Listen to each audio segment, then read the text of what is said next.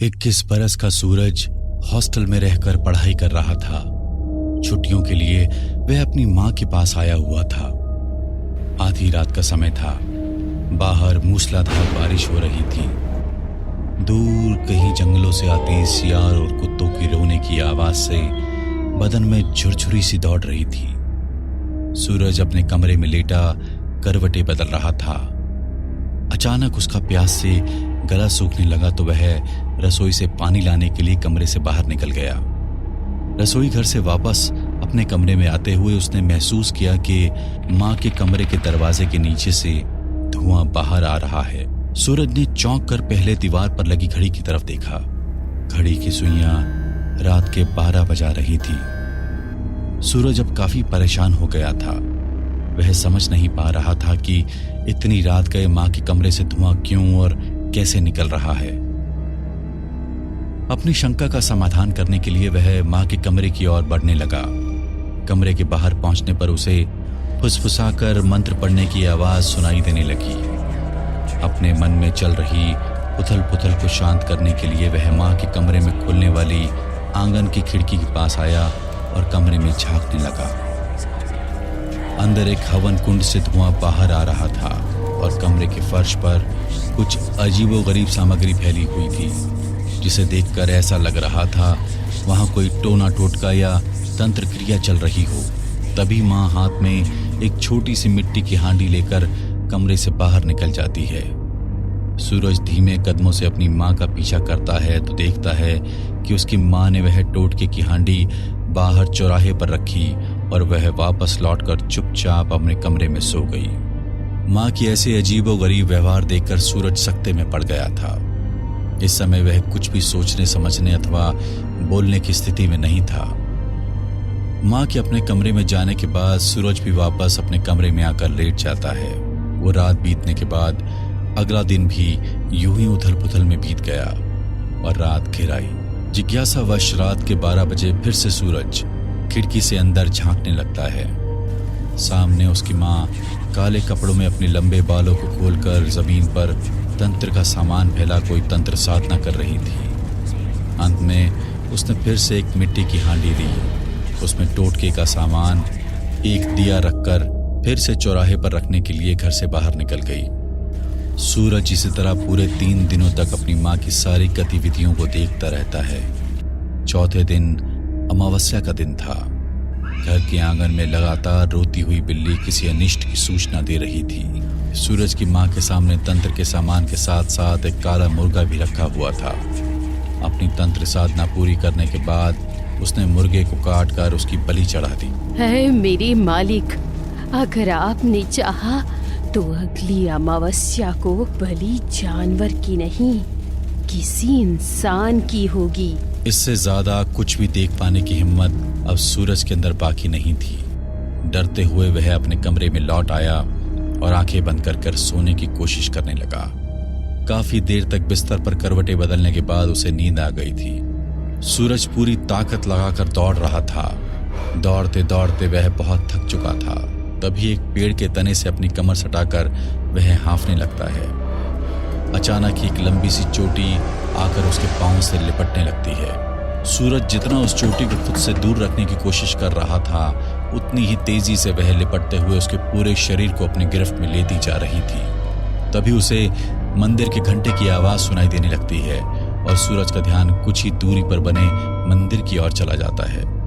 ये कोई पुराना सा मंदिर नजर आ रहा था। सूरज कुछ समझ पाता उससे पहले ही उसके ऊपर किसी भयानक आकृति ने छलांग लगा दी, जिसके कारण डर से सूरज के मुंह से चीख निकल गई और उसकी नींद टूट गई। हे भगवान, ये कैसा भयानक सपना था? ये सब क्या हो रहा है मेरे साथ?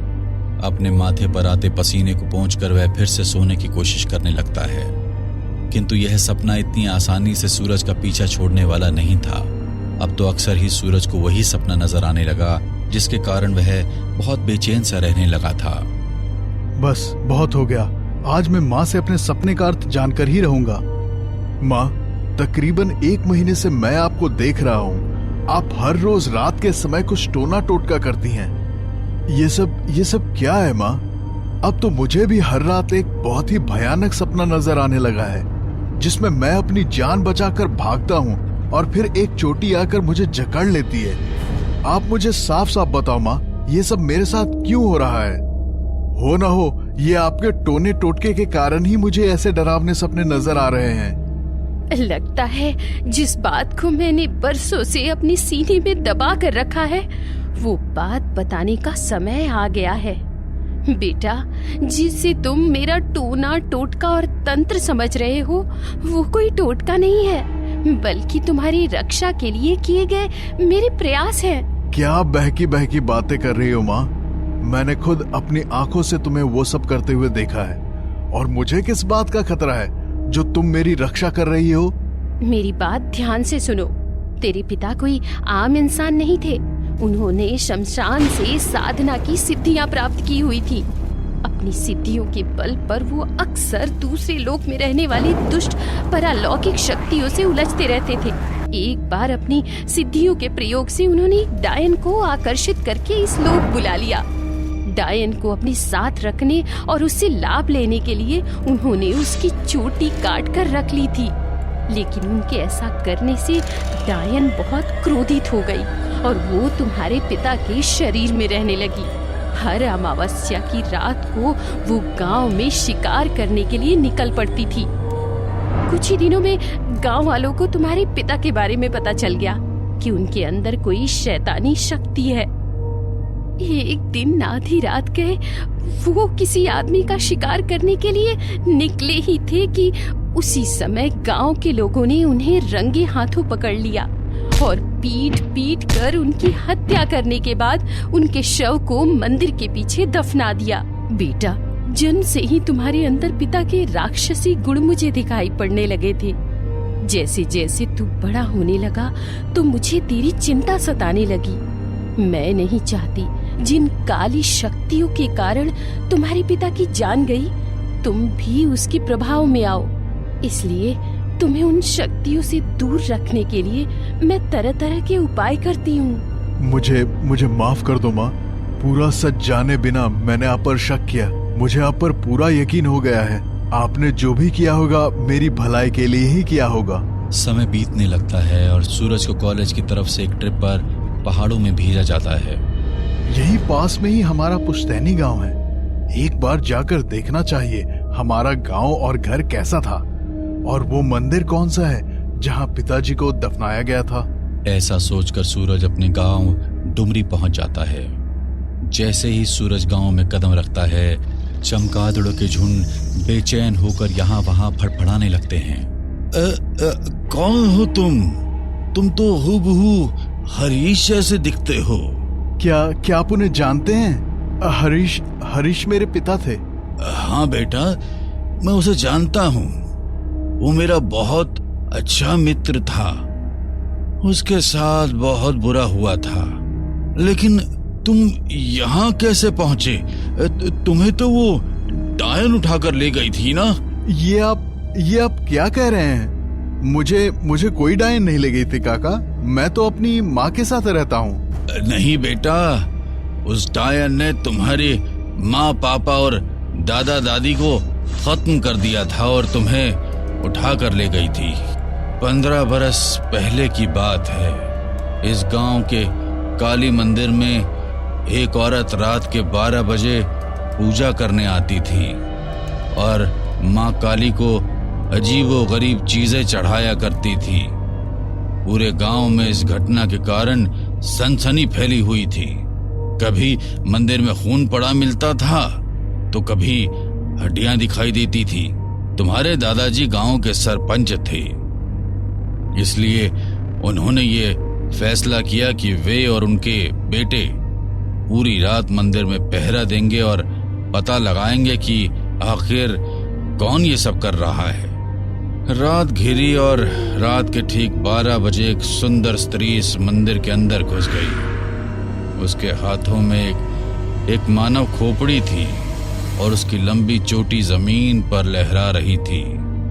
मंदिर के अंदर जाकर उसने अपनी तंत्र सामग्री वहां रखी और कुछ सिद्धि करने लगी। उस भयानक स्त्री को देखकर पहले तो सरपंच और हरीश भाई घबरा गए, लेकिन बाद में हिम्मत करके उसके सामने गए और गुस्से में उसकी चोटी काट दी। दरअसल वो एक जहरीली डायन थी। उस डायन की चोटी काटने का परिणाम यह हुआ कि अब वह तुम्हारे परिवार के पीछे पड़ गई थी। अमावस्या की रात उसने तुम्हारे घर में घुसकर तुम्हारे दादा दादी, पापा और माँ सबको मार डाला।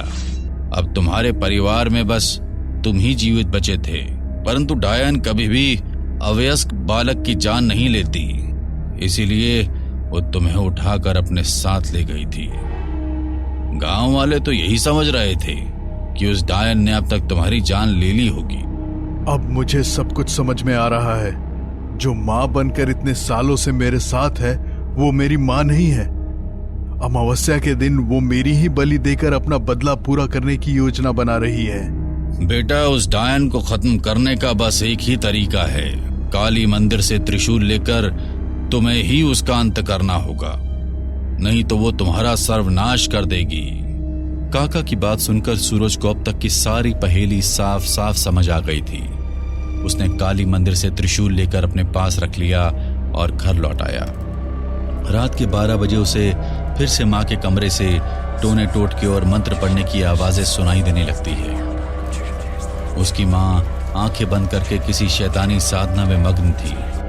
जैसे ही वह त्रिशूल लेकर डायन की ओर बढ़ा, डायन का शरीर हवा में ऊपर उठने लगा और देखते ही देखते वह भयानक शक्ल वाली एक डायन में बदल गई। डायन की लंबी चोटी अब जमीन को स्पर्श कर रही थी और उसका चेहरा बहुत ही भयानक नजर आ रहा था। डायन ने अपनी लंबी चोटी को हवा में ऊपर उछाला और वह चोटी आकर सूरज के पूरे शरीर को रस्सी की तरह जकड़ने लगी।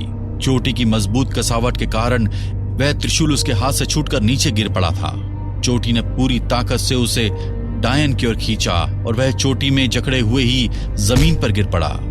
उसे जमीन पर गिरा देख डायन जोर जोर से हंसने लगती है। सूरज खुद को बेहद असहाय महसूस कर रहा था और डायन की चोटी के द्वारा पड़ रहे दबाव से उसके शरीर में खून का बहाव भी रुकने लगा था। तभी उसकी नजर उसके पास में पड़े हुए माँ के त्रिशूल पर गई। अपनी पूरी ताकत लगाकर उसने त्रिशूल उठाया और डायन की चोटी को उससे छू दिया। अचानक ही डायन की चोटी की पकड़ खुलने लगी और वह उसके शरीर से दूर हो गई। मौके का फायदा उठाते हुए सूरज ने जाकर माँ काली का त्रिशूल डायन के सीने में घोंप दिया। एक जोरदार चीख के साथ डायन वहीं जमीन पर गिर पड़ी और धुएं के बवंडर की तरह हवा में गायब हो गई।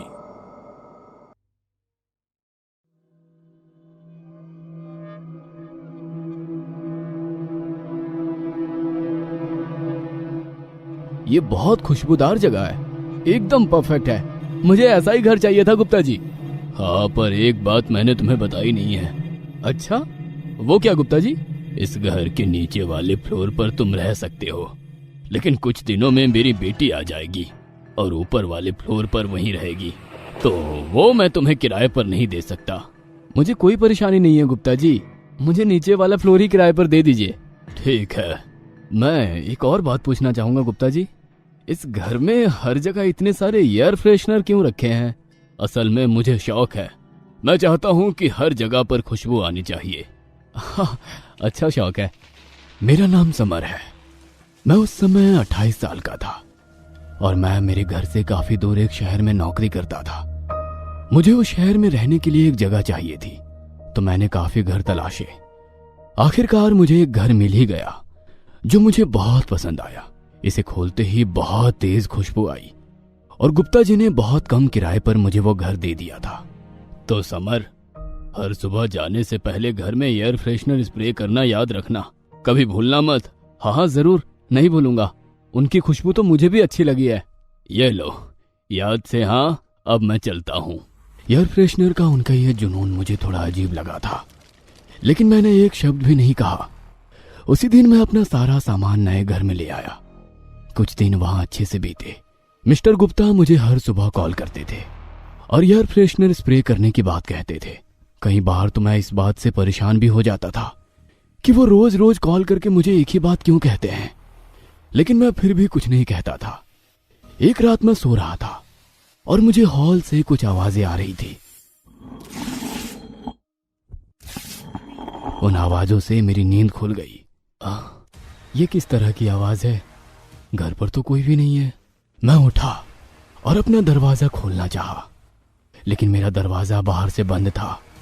मैं इसे बार बार जोर लगाकर खोलने लगा, लेकिन ये नहीं खुला। मेरा दरवाजा किसने बंद किया? अब मैं क्या करूं? मुझे समझ में नहीं आ रहा था। कुछ देर बाद आवाज आनी बंद हो गई। मैंने फिर से अपना दरवाजा खोलने की कोशिश की। इस बार दरवाजा खुल गया। मैं हॉल में गया और मैंने देखा कि आवाजें कहां से आ रही थी, पर मुझे कुछ भी गड़बड़ दिखाई नहीं दी, लेकिन बहुत तेज खुशबू आ रही थी। मैं हैरान हो गया। अरे, मैंने तो स्प्रे दिन में किया था, तो ये इतनी ज्यादा तेज खुशबू अभी कैसे आ रही है? अगले दिन जब मैं सुबह उठा तो मैंने गुप्ता जी को कॉल की। हेलो, गुप्ता जी, रात को घर में से कुछ आवाजें आ रही थी। नहीं, तुम्हें कोई सपना आया होगा। घर में तो कोई भी नहीं आता है। अरे, घर की चाबी भी सिर्फ तुम्हारे पास ही है, और उस घर के तो आसपास भी कोई नहीं रहता, तुम्हें पहले ही पता है, जो देर रात में घुसा हो। अगली रात मुझे ऑफिस से आते हुए काफी देर हो गई थी। लगभग 12 बजने वाले थे। शहर की सड़कें बिल्कुल सुनसान थी, और उस रात बाकी रातों से कुछ ज्यादा ही अंधेरा भी था, और सड़क पर पूरा सन्नाटा पसरा हुआ था। एक सुनसान अंधेरी सड़क पर मैंने बाइक के शीशे में देखा कि कोई तेजी से मेरे पीछे आ रहा है, लेकिन मुझे साफ दिखाई नहीं दे रहा था। वो मेरे और करीब आने लगा। उसका चेहरा ढका हुआ था और घने काले लंबे बाल हवा में बहुत ऊपर तक लहराते हुए उड़ते जा रहे थे। सिर्फ खून लगे हुए बड़े बड़े दांत दिखाई दे रहे थे, और उसके मुंह पर भी बहुत खून लगा था। वो कोई इंसान नहीं बल्कि चुड़ैल लग रही थी। मैं घबरा गया और मैंने बाइक की स्पीड बढ़ा दी और तेजी से मेरे पीछे आती रही। मेरे होश उड़ने लगे। अब वो डरावना साया मेरे बहुत करीब आ चुका था, इतनी पास कि मैं उसकी भयानक सांसों की आग जैसी गर्मी और खौफनाक आवाज भी सुनाई दे रही थी। तभी मुझे वहां पर एक मंदिर दिखाई दिया। मैं जल्दी से मंदिर के पास जाकर रुक गया और वो चुड़ैल वहीं से गायब हो गई, और मैं सारी रात उसी मंदिर में बैठा रहा और सुबह होते ही घर चला गया। अगले दिन संडे था। मैं और मेरा दोस्त कुणाल घर पर बैठे बातें कर रहे थे और खाते पीते हुए एंजॉय कर रहे थे। मैंने कुणाल को बीती रात की सारी बात बताई। अरे, तू नींदों में होगा, सपना देखा होगा कोई। भूत कुछ नहीं होते। हाँ, पर मैं नींदों में नहीं था, मैं बाइक चला रहा था। तभी मेरे फोन पर गुप्ता जी की कॉल आई। मैंने फोन नहीं उठाया। अरे, इस गुप्ता ने तो मुझे रोज रोज फोन करके परेशान कर रखा है। क्या मतलब? बस रोज सुबह फोन करता है और कहता है एयर फ्रेशनर स्प्रे कर देना। आखिर ऐसा भी क्या जुनून है? अरे, तो कर दिया कर स्प्रे। तभी दरवाजे की घंटी बजती है। अब कौन आ गया परेशान करने? जा कुणाल, दरवाजा तो खोल। हाँ, खोलता हूँ। जी, आप कौन? हेलो, मेरा नाम सानिया है। आप गुप्ता जी की बेटी हैं? जी हाँ, पापा ने आपको बताया होगा। हाँ, बिल्कुल बताया है। आइए। सानिया अपना सामान लेकर ऊपर वाले फ्लोर पर चली जाती है। वाह यार, बड़ी सुंदर लड़की है गुप्ता की। हाँ, अब ये यहीं रहेगी, ऊपर वाले फ्लोर पर। और मुझे अब तुझसे जलन हो रही है यार। क्या मैं भी तेरे साथ रह लूं? नहीं। संडे को एंजॉय करने के बाद कुणाल अपने घर चला गया। वह सानिया को देखकर काफी खुश था और लगभग रोज ही किसी न किसी बहाने से घर आने लगा। एक शाम मैं और कुणाल बैठे बातें कर रहे थे। तभी ऊपर सीढ़ियों पर सानिया खड़ी थी और हम दोनों को देखकर मुस्कुरा रही थी। देख समर, वो हंस रही है। वो मेरे मकान मालकिन की बेटी है, उसे ऐसा वैसा मत समझ। अरे, तो वो खुद ही हंस रही है। लगता है वो भी मुझे पसंद करती है। बकवास मत कर, बैठा रहा यहाँ पर। अगले दिन मैं सुबह 9 बजे अपने ऑफिस के लिए निकल गया। मैं जल्दीबाजी में था, इसलिए एयर फ्रेशनर स्प्रे करना भूल गया था। थोड़ी देर बाद मुझे कुणाल का फोन आया। हेलो समर, कहाँ है तू? मैं तेरे घर जा रहा हूँ। तुझे पता है मैं इस वक्त ऑफिस में होता हूँ। ओ हाँ, तू तो ऑफिस में है, मैं तो भूल ही गया। मैं सब समझ रहा हूँ तू जो कहना चाह रहा है। हाँ, तो अच्छी बात है। घर पर सानिया तो होगी। कुणाल, रहने दे, मत जा। हेलो हेलो, मुझे सुनाई नहीं दे रहा। हेलो। इतना कहकर कुणाल ने कॉल कट कर दी। शाम के वक्त मैंने कुणाल को कॉल की। मैं उससे पूछना चाहता था कि क्या वो मेरे घर गया था या नहीं, लेकिन उसने फोन नहीं उठाया। रात को मैं घर पहुंच गया और मेरे घर पर बहुत ही गंदी बदबू चारों तरफ फैली हुई थी। मुझे सांस लेने में भी परेशानी हो रही थी। इतनी गंदी बदबू आखिर आ कहां से रही है? आज मैंने एयर फ्रेशनर स्प्रे नहीं किया, शायद उसी वजह से। ये तो किसी मरे हुए जानवर जैसी बदबू है। मैंने जल्दी से एयर फ्रेशनर का बॉक्स लिया और हर जगह एयर फ्रेशनर स्प्रे कर दिए और अब बदबू आनी बंद हो गई थी। मैं बहुत परेशान हो गया था। उस रात मैं सो रहा था तो आधी रात में मुझे फिर से हॉल में से आवाजें आने लगी। मैं डर गया और उठकर मैंने दरवाजा खोला। मेरा दरवाजा फिर से बाहर से बंद था। मुझे समझ में नहीं आ रहा था कि क्या हो रहा था और मैं पूरे होश में था। मैंने गुप्ता जी को उसी वक्त कॉल की, लेकिन गुप्ता जी ने फोन नहीं उठाया। मैं दरवाजा पीटता रहा, लेकिन किसी ने दरवाजा नहीं खोला। आखिर कौन था जो आधी रात में मेरे घर में आता था और वो करता क्या था? फिर उसी तरह कुछ देर बाद आवाज आनी बंद हो गई और जब मैंने दरवाजा खोला तो ये खुल गया। मैं हॉल में गया और यहाँ वहां देखने लगा। सब कुछ नॉर्मल लग रहा था। मैं परेशान होकर वहीं कुर्सी पर बैठ गया और सोचने लगा। तभी मेरी नजर दीवार पर पड़ी, जिसका वॉलपेपर साइड से थोड़ा उखड़ा हुआ था। आज से पहले कभी मैंने उस दीवार के वॉलपेपर पर ध्यान नहीं दिया था। मैं उसकी तरफ गया और मैंने देखा कि वॉलपेपर के पीछे दीवार ही नहीं थी। मैंने धीरे धीरे करके उस वॉलपेपर को हटाया और मेरे होश उड़ गए। मैं पसीने से तरबतर हो गया। वहां पर कोई भी दीवार नहीं थी, केवल वॉलपेपर लगा हुआ था और वॉलपेपर के पीछे अंदर बहुत बड़ा गड्ढा था जिसमें इंसानों की सड़ी हुई कटी हुई लाशें पड़ी थी। जैसे ही वॉलपेपर पूरी तरह से हट गया, 2 लाशें जमीन पर गिर पड़ी। कुछ लाशों के सिर कटे हुए थे, कुछ के निचले हिस्से आधे कटे हुए और हाथ पैर कटे हुए थे। मैं जोर से चिल्लाया। फिर मैं जैसे ही भागने के लिए मुड़ा, मेरे पीछे सानिया और गुप्ता जी खड़े थे। सानिया पागलों की तरह जोर जोर से हंस रही थी और उसके सारे बाल हवा में उड़ रहे थे। सानिया, क्या हो गया तुम्हें? ये देखो, यहाँ क्या है? गुप्ता जी देखिए ना। क्या देखूं? इन्हें यहाँ लाकर मैंने ही तो रखा है। क्या? अब इन्हीं लाशों के साथ एक लाश तुम्हारी भी होगी। इतना कहते ही सानिया का चेहरा एकदम बदल गया। उसने सुंदर लड़की का रूप बदलकर एक खूंखार चुड़ैल का रूप ले लिया। वो इंसान थी ही नहीं। मुझे छोड़ दीजिए प्लीज। आप मेरे साथ ये सब क्यों कर रहे हैं? तो तुम्हें क्या लगा था मैंने तुम्हें यहाँ क्यों रखा है? यहाँ हर महीने नए लोग आते हैं। मेरी बेटी एक रक्त पिशाचनी है। उसे इंसानों का खून पीकर शांति मिलती है और उसी से वो जिंदा रहती है। उन सब लाशों को मैं दीवारों में छुपा देता हूँ। आज तुम्हारी बारी है। उस रात भी मैं इसके पीछे भाग रही थी, लेकिन ये मंदिर में चला गया और मुझे वहाँ से जाना पड़ा। आज मैं तुम्हें नहीं छोड़ूंगी, तुम्हारा सारा खून पी जाऊंगी। वो पिशाचनी मेरा खून पीने के लिए अपना मुंह खोलते हुए मेरे पास आने लगी और तभी मेरा दोस्त कुणाल आया और कुल्हाड़ी से उस पिशाचनी का सिर काट दिया। ये क्या किया? तुमने मेरी बेटी को मार डाला। वो तुम्हारी बेटी नहीं, एक रक्त पिशाचनी थी।